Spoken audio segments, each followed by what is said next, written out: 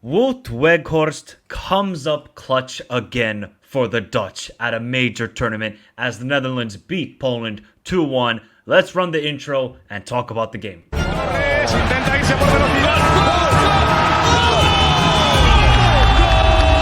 Here's Hammett, and it may get worse. It's Nihat!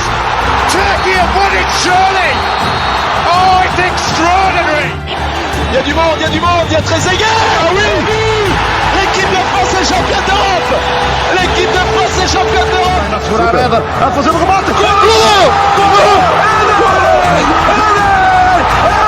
Siamo campioni d'Europa.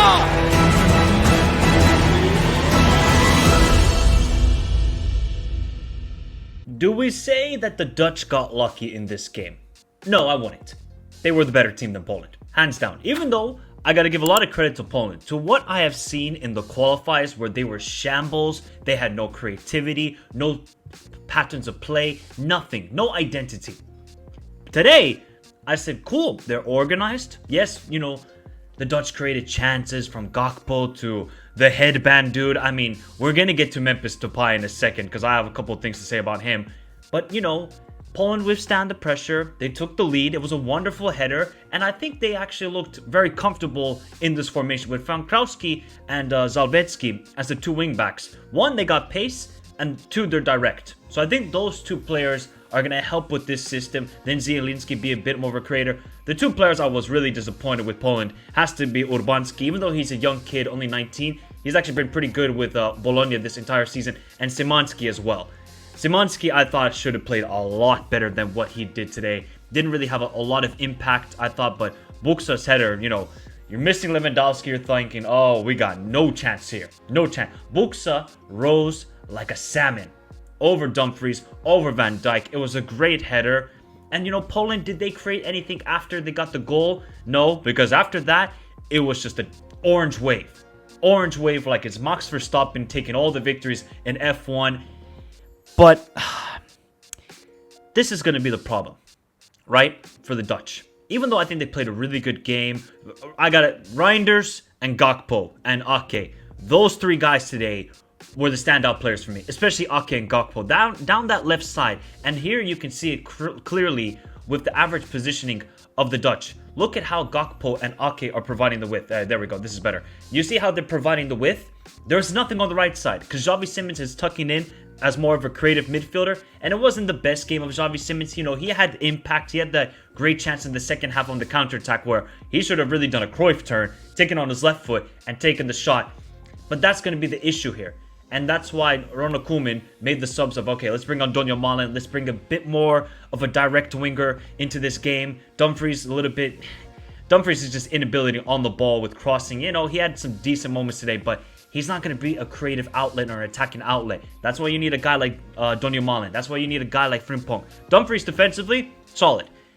But you can see here, everything for the Netherlands is going to come down the middle or down the left. That's how they're going to create a lot of their opportunities during this tournament. And I got to say, Gakpo today, I've seen a lot of him at Liverpool. Haven't seen him a lot play at left wing. I thought he was great. I thought he was the only one who was taking on a man, beating a man, and creating multiple opportunities. Yes, he maybe should have scored as well in the first half, even though he got the goal because of Ake's interception. Took a deflection of, I think it was Solomon, if I'm not mistaken. I think it was Solomon. It was the deflection off him, went into the back of the net. And then the second half happens, and you could kind of see that, yeah, Netherlands were creating chances, but nothing really special.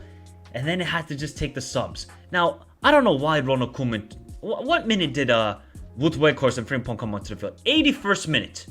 I mean, this is the problem here. When you're bringing, no disrespect to Gini Wijnaldum. Gini Wijnaldum was a great midfielder. It's 2024.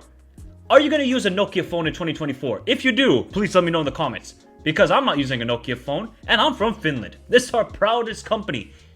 Wijnaldum in the year 2024, I know there's no other options because, Koeman just got injured, Frankie de Jong got injured, De Roon got injured, so you're a little bit weak in that position, off the bench especially. I think that for the starters, Reinders was balling out today. Driving with the ball, yeah, a couple of times he had misplaced passes or driving a little bit too much with it, but he's the only one in the midfield who had a purpose to his game. I really got to respect Reinders. And, For the goal, do I really blame Poland for it? Not really. I think it's just great work from Reinders to Ake, who got the pass into Weghorst. And Weghorst comes up clutch again. Clutch again. Got the 2 goals against Argentina at the World Cup. I think he got the winner in 3 or 2 games during the Euro qualifiers. I think he scored the winner in both games against Ireland. Bro, this guy, you need some... He's the jail free card. Like in Monopoly. Jail free card, that's Weghorst. When everything's going wrong, call up Weghorst, he'll come up clutch. And he comes up clutch once again to beat Szczesny at his near post. And I thought Szczesny made a couple decent saves. And I was thinking, oh, we're going to get Szczesny from the World Cup. Because Szczesny at the World Cup was fantastic. And he was making some decent saves. So, should you be demoralized if you're a Polish fan? A little bit. Because I think they played a good game. But you could just see that this team don't have that quality. They're in a bit of a generational change. You know, the likes of Zalewski, the likes of Urbanski, they really got to step up. Same with Szymanski. I'm looking at these 3 guys who are young and going to be up and coming that take that next step for this Polish national team. I think Zalewski did that today. The rest of them, not so much. And Kiwior as well. I think Kiwior had a pretty decent game, even though he gave up the ball for the first half. So I wouldn't really be too disappointed about obviously losing the game in that matter. You kind of had that momentum in the second half as well, where you're like, oh man, Poland might get a goal here. Kiwior had a good chance at the back post. You're like, hey, this might end in a draw. But when you have some quality off the bench and you have a dude like Weghorst, the Dutch just do it. They do it. Now, let me get to one player. Memphis Depay. Memphis Depay, right? You wear the headband. I'm not going to derail him for wearing the headband. I think it's a pretty cool idea. But if you're going to have a headband that says, who cares? Bro, play like you mean it. This guy is doing hero ball at times. He's missing 2 great chances in the first half. If Memphis Depay can, get some goal scoring, he's no doubt he's a very good player. He's got the link-up play. He can hold up the ball well. But you cannot miss those chances if you're the striker. And that was my biggest issue heading into this tournament for the Dutch. Was like, okay, you don't have that clinical striker. Who's going to be? Well, you got Memphis Depay, but he didn't live up to it today. You cannot wear a headband that says, who cares, and play like that. I'm sorry. Then he's taking a 35-meter shot out from the box. It's like, what? Come on, man. It should be a lot better from Memphis Depay. I would expect better from Xavi Simons as well. I know it wasn't Xavi Simons' best game, and you could say, maybe positioning. I don't think he played his greatest game. He'll admit it. Overall, I'm quite pleased with what I saw from the Dutch. It can be a little bit better, fine-tuning some things. Ronald Koeman making better subs because do you really need to bring on Gini Wijnaldum? I'm going to be honest. Donny Malen was a good sub. Yeah, Joey Vermin was kind of struggling out there. Should have brought Frimpong on earlier. He should have brought him on earlier. I thought Frimpong, immediately you saw when he came onto the field, Reinders, let's play over the ball over the top, and we'll get Frimpong onto goal. And that was sort of the idea with this substitution, and it was working out because then they were able to stretch the field a lot more. And yeah, look, they got a crucial win. And they have to get this win, especially in a group with France and Austria, who are 2 very good opponents.